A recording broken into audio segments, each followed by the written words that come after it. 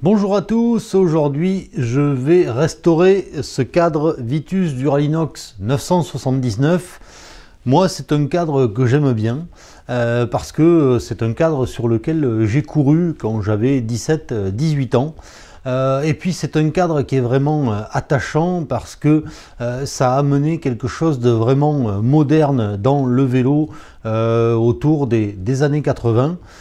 Donc tout de suite, ce qu'on va voir, c'est qu'est-ce que c'est exactement ce Vitus 979.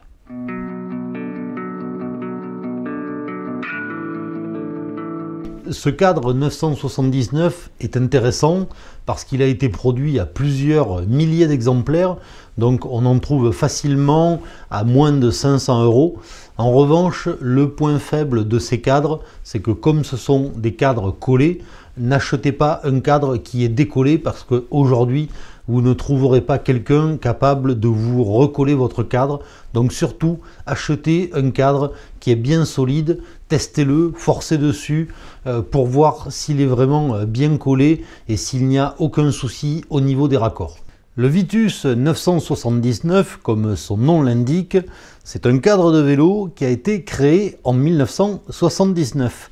Alors c'est un concentré de l'industrie du cycle français de l'époque, puisque les tubes sont fabriqués par Vitus, les raccords sont fabriqués par CLB qui fabriquait également des freins, et le tout est assemblé par une entreprise de Saint-Étienne qui s'appelait les Ateliers de la Rive.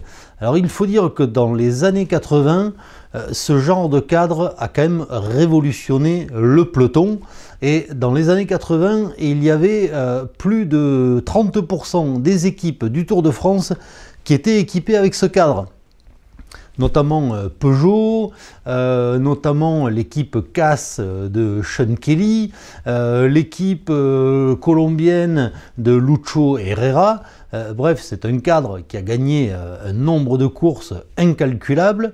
Alors il faut dire qu'à l'époque, il y avait beaucoup de cadres en acier, et puis ce cadre en aluminium est arrivé. Alors il y avait déjà les Italiennes de chez Alan qui faisaient des cadres en aluminium, mais qui ont connu beaucoup moins de succès que ce Vitus 979. Alors, ce Vitus 979 a adopté une technologie de fabrication très particulière, puisqu'en fait, c'est un cadre qui est emmanché collé. Donc, on peut voir que les tubes sont légèrement coniques et le cadre est collé, puis passer au four pour faire durcir la colle, et comme ça on obtient un cadre, et on obtient un cadre très léger, puisque là sur ce cadre qui est quand même assez grand, puisque c'est un cadre en 58, on a un cadre fourche pour moins de 2 kg, donc ça c'est quand même vachement intéressant, et rien que là ça a été une petite révolution, et forcément en montagne un cadre de moins de 2 kg c'est quand même très intéressant. Alors ces cadres 979, ils sont composés de 3 tubes qui sont anodisés en couleur. Alors il y a eu différentes teintes, il y a eu des rouges, il y a eu des bleus, il y a eu des violets, il y a eu des noirs, voilà. Il y avait un nuancier relativement bien achalandé. L'anodisation, qu'est-ce que c'est ?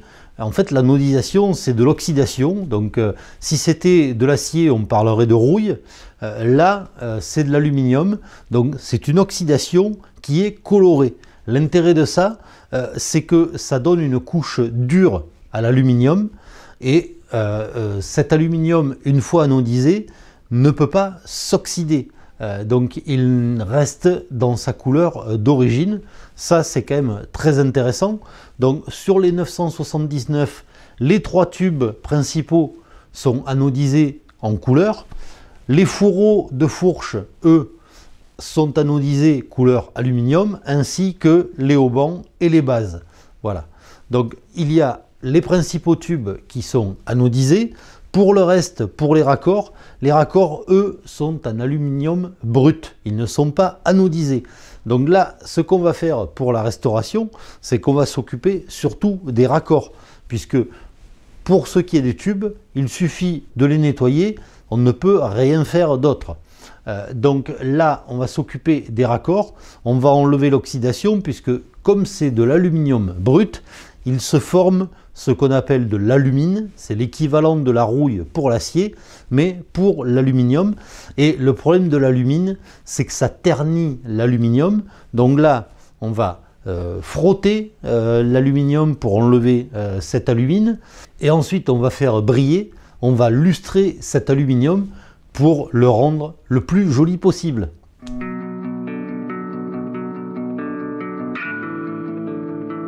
Pour restaurer ce cadre, la première chose à faire, c'est de passer un chiffon humide sur tous les tubes pour enlever tout ce qui est poussière, crasse, etc.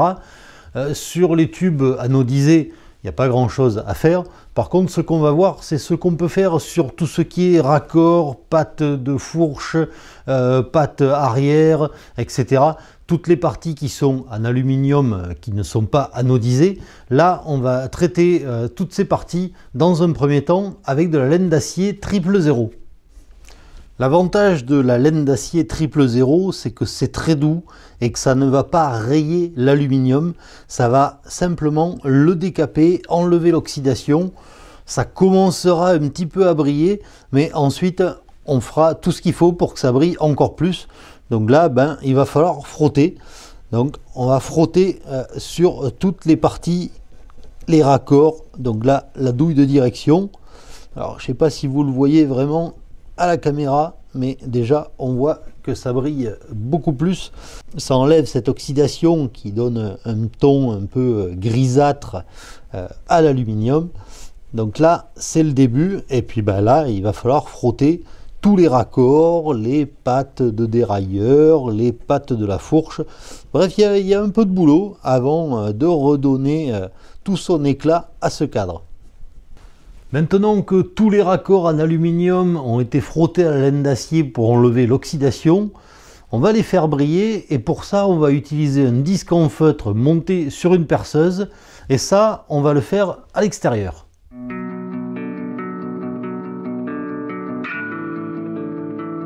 Maintenant on va passer à la phase du polissage. Donc pour ça je vais utiliser cette perceuse avec un disque en tissu et je vais attaquer le polissage de tous les raccords du cadre.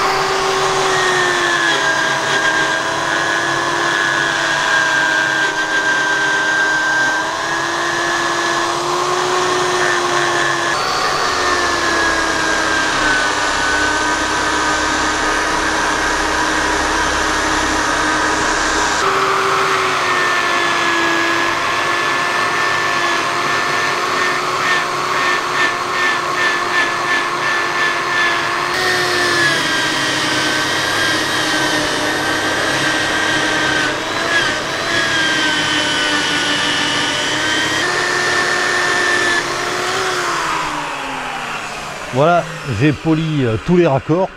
Maintenant, on va retourner dans l'atelier pour essayer de faire briller tout ça.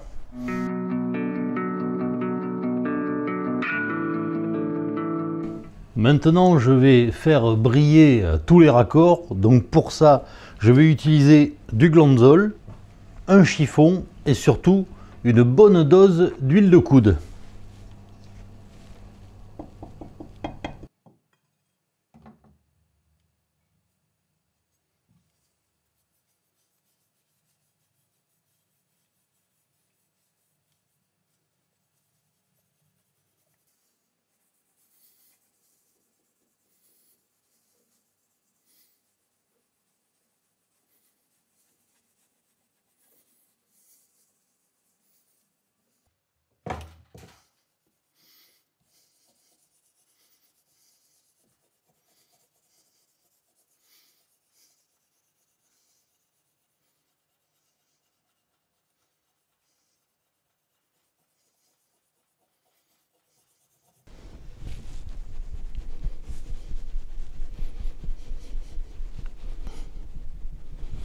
Et voilà, j'ai réussi à faire briller tous les raccords grâce à du Glanzol et beaucoup d'huile de coude.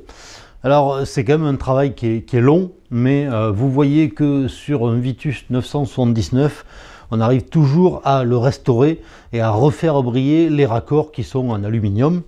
Donc la prochaine étape pour ce vélo, que je vous filmerai bien sûr, ça sera le remontage, puisque ce vélo va être entièrement remonté en Shimano 600 Arabesque.